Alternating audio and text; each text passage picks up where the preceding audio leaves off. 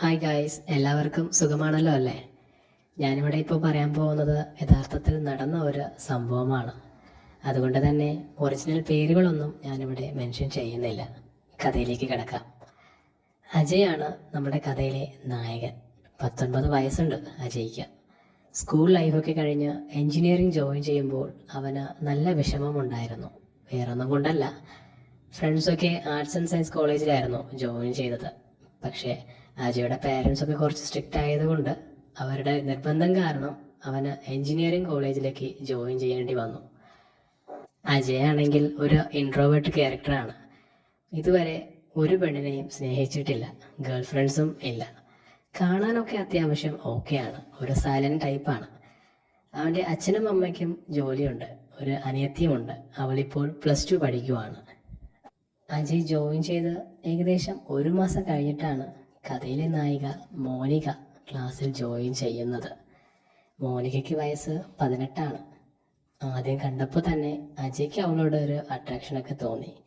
ആര് കണ്ടാലും ഒന്ന് നോക്കി നിന്നു പോകും, അങ്ങനെയായിരുന്നു അവൾ. ഒരു 18 വയസ്സുള്ള പെണ്ണിൻ്റെ ശരീരമായിരുന്നില്ല മോനികയ്ക്ക്. നല്ല വലിയ ചന്തിയും തുടയുമാണ് അവളിൽ എടുത്തു പറയേണ്ട കുറേ കാര്യങ്ങൾ. അജയ്ക്ക് മാത്രമല്ല, ക്ലാസ്സിലുള്ള എല്ലാ ആൺപിള്ളേർക്കും അവളൊരു സംഭവം തന്നെയായിരുന്നു.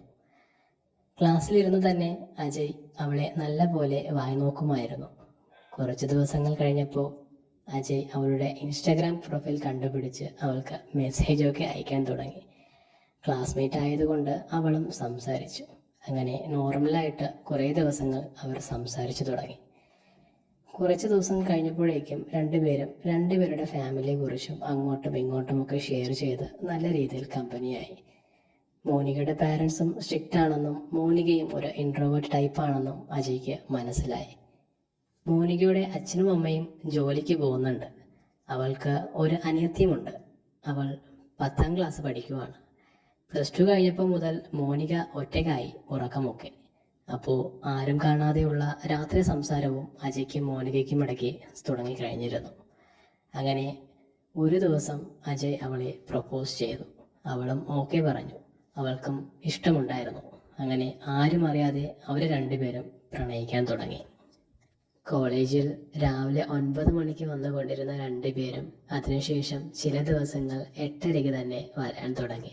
കോളേജിലെ സ്റ്റെപ്പിലൊക്കെ വെച്ച് രണ്ടുപേരും കഥ പറച്ചിലും കെട്ടിപ്പിടുത്തവും ഒക്കെയായി അങ്ങനെ പോയി. കുറേ ദിവസങ്ങൾ ഇങ്ങനെയൊക്കെ കടന്നുപോയി. ഒരു സെമസ്റ്റർ കഴിഞ്ഞു. 1 മാസം ലീവ് ഉണ്ടായിരുന്നു. അപ്പോൾ രണ്ടുപേർക്കും കാണാൻ പറ്റാതെയായി. വീഡിയോ കോളായിരുന്നു അപ്പോൾ ഏക ശരണം. വയറ് കാണിച്ചു തരുമോ എന്ന് ചോദിച്ചു തുടങ്ങിയ അജയ് ഒരു ദിവസം അവളോട് ഒന്നുമില്ലാതെ കാണിച്ചു തരുമോ എന്ന് വരെ ചോദിച്ചു. ആദ്യമൊക്കെ പറ്റില്ല എന്നൊക്കെ പറഞ്ഞാലും അവൾ എല്ലാം അവന് മുന്നിൽ തുറന്നു കാണിച്ചു. ഓരോ ഡിഫറെൻ്റ് ആയിട്ടുള്ള പൊസിഷനിലും എല്ലാ രീതിയിലും അവൾ എല്ലാം കാണിച്ചു കൊടുത്തു. ഇതൊന്നും മോനിക അറിയാതെ അവൻ വീഡിയോ റെക്കോർഡ് ചെയ്യുന്നുമുണ്ടായിരുന്നു. പിറ്റേ ദിവസം രണ്ടുപേരും ക്ലാസ്സിൽ നോർമലായിട്ട് ഒന്നും നടന്നിട്ടില്ല എന്ന മട്ടിലായിരുന്നു അവരുടെ സംസാരവും ബിഹേവിയറും ഒക്കെ. ഇതിനിടയ്ക്ക് അജയുടെ ഫ്രണ്ട് അരുൺ അവനോട് ക്ലാസ്സിലിരുന്ന സമയത്തൊക്കെ മോനികയെ പറ്റി സംസാരിക്കാൻ തുടങ്ങി. ഹോ, എന്തൊരു കുണ്ടിയാടാ അവൾക്ക്! അവളെയൊക്കെ ഒന്ന് കളിക്കാൻ കിട്ടിയെങ്കിൽ നന്നായിട്ട് ചെയ്യായിരുന്നു. അജയ് ഒന്നും പറയാൻ പറ്റാതെ അങ്ങനെ മിണ്ടാതെ ഇരുന്നു. പക്ഷേ അവനാകട്ടെ നിർത്തിയതുമില്ല. ഡാ അളിയാ, ഇവളുടെ പൂവൊക്കെ തുറന്നു നോക്കിയാൽ എങ്ങനെ ഇരിക്കുമെന്തോ അല്ലേടാ? എടാ മിണ്ടാതിരിയടാ നാറി എന്ന് പറഞ്ഞ് അജയ് മിണ്ടാതിരിക്കുവാണ്. അവനും ഒന്നും പറയാനും പറ്റുന്നില്ല. അരുണാകട്ടെ നിർത്തുന്നതുമില്ല. അവൻ വീണ്ടും പറയുവാണ്, ഇവിടെ ആരോ കളിച്ചിട്ടുണ്ട്, ആ കുണ്ടി കണ്ടാൽ അറിയാലോ. അജയ് ഒന്നും പറയാൻ പറ്റാതെ അങ്ങനെ തന്നെ ഇരിക്കുവാണ്. അന്ന് ഈവനിങ് വീട്ടിൽ പോയതിനു ശേഷമാണ് അവൻ ഇവിടെ നടന്ന എല്ലാ കാര്യങ്ങളും മോനികയോട് ഷെയർ ചെയ്യുന്നത്. മോനിക ചിരിച്ചുകൊണ്ട് പറഞ്ഞു, അവന് വട്ടാണ്, പോകാൻ പറ. അജയ് വലിയ കാര്യമൊന്നും ആക്കിയില്ല. അങ്ങനെ 1 വർഷം കഴിഞ്ഞു. വീട്ടിൽ വീഡിയോ കോളായിരുന്നു ശരണം. മോനിക കഴിക്കുമ്പോഴും ഉറങ്ങുമ്പോഴും, എന്തിനു പറയണം, പല്ല് തേക്കുമ്പോൾ പോലും വീഡിയോ കോൾ മസ്റ്റായിരുന്നു. അത് അജയ്ക്ക് അത്ര നിർബന്ധവുമായിരുന്നു. ലീവിൽ ഒരു ദിവസം മോനിക അവളുടെ ഫാമിലിയുടെ കൂടെ 2 ദിവസത്തെ ട്രിപ്പിന് പോയി. അജയോട് പറയാനും മറന്നു, ഫോൺ എടുത്തതുമില്ല. 2 ദിവസം അജയ്ക്ക് ഒന്നും മനസ്സിലാകാതെ ദേഷ്യവും പേടിയും ഒക്കെയായി കഴിഞ്ഞു. ട്രിപ്പ് കഴിഞ്ഞു വന്നപ്പോൾ തന്നെ അവൾ അജയ്ക്ക് മെസ്സേജ് അയച്ചു. ഒന്നും പറയാതെ പോയതും പറഞ്ഞ് അജയ് വഴക്കിട്ടു. കുറേ നേരത്തിന് ശേഷം അവൾ അവനെ കൺവിൻസ് ചെയ്തു. പക്ഷേ പണിഷ്മെൻ്റ് ഉണ്ടെന്നും അത് ചെയ്താൽ മാത്രമേ ഇനി മിണ്ടൂ എന്നും അജയ് പറഞ്ഞു. ഹോ, എന്ത് വേണോ ചെയ്യാം, മിണ്ടിയാൽ മതി, അവളും പറഞ്ഞു. നാളെ ഫുൾ ഡേ നീ ഒരു ഡ്രസ്സൊന്നും ഇടണ്ട. ഇതാണ് അവളുടെ പണിഷ്മെൻറ്റ്. ആദ്യം പറ്റില്ല എന്നൊക്കെ പറഞ്ഞാലും പിന്നെ അവളും ഓക്കെ, അത്രയല്ലേ ഉള്ളൂ, ചെയ്തേക്കാം, അവളും ഓക്കെ പറഞ്ഞു. പിറ്റേ ദിവസം ഫുള്ളും അവൻ പറഞ്ഞ പോലെയായിരുന്നു കാര്യങ്ങളൊക്കെ. അതിനുശേഷമാണ് അവരുടെ ലൈഫിൽ പണിഷ്മെൻറ്റും ടാസ്കുമൊക്കെ കടന്നു വരുന്നത്. ശരീരം മാത്രം കാണിച്ചു കൊണ്ടിരുന്ന മോനിക്ക് അജയുടെ കുറച്ച് ടാസ്കുകളും ഏറ്റുവാങ്ങേണ്ടി വന്നു. മോനിക അവളുടെ പൂവിൽ വിരൽ കയറ്റുന്നതും പിന്നെ പെൻസിലും പേനയുമൊക്കെ കയറ്റുന്നതും കാണണമെന്നൊക്കെയായിരുന്നു അവൻ അജയുടെ ആഗ്രഹവും ആവശ്യവും. ഇതൊക്കെ അജയ് ആദ്യമായി തുറന്നു പറയുമ്പോൾ മോനികയ്ക്ക് ഒരു പേടിയും പരിഭവമൊക്കെ ഉണ്ടെങ്കിലും ചെയ്യും തോറും അതൊക്കെ അവളും എൻജോയ് ചെയ്തു തുടങ്ങി. മോനികയ്ക്ക് ഇതൊക്കെ ചെയ്യുന്നതിനേക്കാൾ പ്രിയം ഇതൊക്കെ അജയ് കാണുന്നുണ്ടല്ലോ എന്നുള്ള ഇതൊരു ഫീലാണ് അവൾക്ക് കൂടുതലും ഇഷ്ടപ്പെട്ടു തുടങ്ങിയത്. പിന്നെ അതുപോലെ തന്നെ അജയ് ടെലിഗ്രാം വഴി നല്ല ഫിലിമൊക്കെ ഷെയർ ചെയ്ത് കൊടുക്കുമായിരുന്നു. ഫിലിം എന്ന് പറയുമ്പോൾ ഏത് ഫിലിമാണെന്ന് ഇപ്പോൾ പ്രത്യേകിച്ച് പറയണ്ടല്ലോ, അപ്പോൾ അത് തന്നെയാണ്. അപ്പോൾ ആ സിനിമ അവർ കണ്ടുകൊണ്ട് തന്നെ വീഡിയോ കോളിലും രണ്ടുപേരും കണക്റ്റഡ് ആയിരുന്നു. ഓരോ വീഡിയോസും ഒരുമിച്ചിരുന്ന വീഡിയോ കോളിൽ തന്നെ കണക്റ്റായിരുന്ന് കണ്ടുകൊണ്ട് കമൻറ്റ് അങ്ങോട്ടും ഇങ്ങോട്ടും മാറി പറഞ്ഞ് അവർ നല്ല രീതിയിൽ എൻജോയ് ചെയ്യുമായിരുന്നു. അങ്ങനെ രണ്ടുപേർക്കും ഒരു കാര്യം മനസ്സിലായി, രണ്ടുപേരുടെയും ഇഷ്ടങ്ങൾ ഏറെക്കുറെ സെയിമാണ്. അവൾ ഇഷ്ടപ്പെട്ട് ചെയ്യുന്നത് കൊണ്ട് തന്നെ അജയുടെ ടാസ്കിന് ഒരു കുറവും ഉണ്ടായിരുന്നില്ല. മോനിക കുളിക്കുന്നതും മൂത്രമൊഴിക്കുന്നതുമൊക്കെ കാണണമെന്നായിരുന്നു അവൻ്റെ അടുത്ത ടാസ്ക്. അങ്ങനെ ഒരു ദിവസം കുളിക്കാൻ പോകുന്ന സമയത്ത് അജയും വീഡിയോ കോൾ ചെയ്ത് വച്ചിട്ടാണ് മോനിക കുളിക്കാൻ പോയത്. കുളിച്ചുകൊണ്ടിരുന്നപ്പോൾ അജയ് മോനികയ്ക്ക് ടാസ്ക് കൊടുത്തു. സോപ്പെടുത്ത് അവിടെ നന്നായിട്ട് തേക്കണം, അതെനിക്ക് കാണണം എന്നൊക്കെയായിരുന്നു. അവളും അവിടെ ഇരുന്ന് കാലൊക്കെ മാറ്റി എല്ലാം ഇങ്ങനെ കാണിച്ചൊക്കെ കൊടുത്തു. അങ്ങനെ സോപ്പൊക്കെ തേച്ചുകൊണ്ടിരിക്കുന്ന സമയത്ത് അത് നിർത്തിയിട്ട് മൂത്രമൊക്കെ ഒഴിക്കാൻ പറഞ്ഞു. അതും അവൻ ആകാംക്ഷയോടെ നോക്കി നിന്നു. ഇങ്ങനത്തെ കുറച്ച് ടാസ്കുകളും വഴക്കുകളും ഒക്കെ ആയിട്ട് ആ ലീവ് അങ്ങനെ പോയി. ആ സമയത്താണ് മോനികയുടെ വീടിനോട് ചേർന്ന് ഒരു ഫാമിലി താമസം തുടങ്ങിയത്. 2 വീടും തമ്മിൽ ഒരു മതിലിൻ്റെ ഗ്യാപ്പേ ഉണ്ടായിരുന്നുള്ളൂ.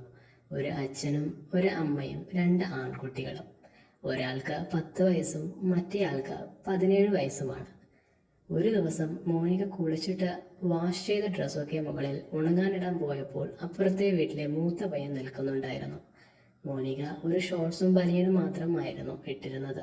അവളുടെ ആ കൊഴുത്ത തുടയൊക്കെ കാണുന്ന രീതിയിലായിരുന്നു അവളുടെ ഡ്രസ്സിങ്.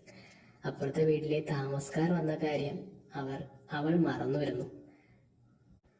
അവനെ കണ്ടപ്പോൾ അവൾ അവനോട് കാഷ്വലായിട്ട് തന്നെ സംസാരിച്ചു. അവൻ്റെ പേര് ആകാശ് എന്നായിരുന്നു. +2 പഠിക്കുവാണ്. കുറേ നേരം ഫാമിലിയെ കുറിച്ചൊക്കെ സംസാരിച്ചു. പക്ഷെ അവൻ്റെ നോട്ടം ഒട്ടും തന്നെ ശരിയല്ലായിരുന്നു.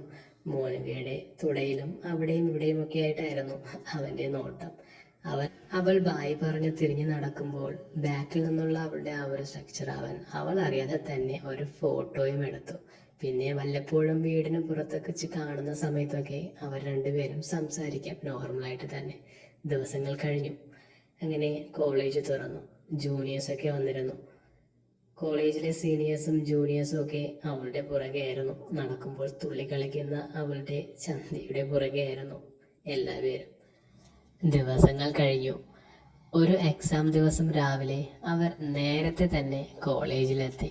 10 മണിക്കായിരുന്നു എക്സാം. എപ്പോഴത്തെയും പോലെ സ്റ്റെപ്പിൽ നിന്നും കഥ പറച്ചിലും കെട്ടിപ്പിടുത്തവും ഒക്കെ ആയിരുന്നു അന്നും.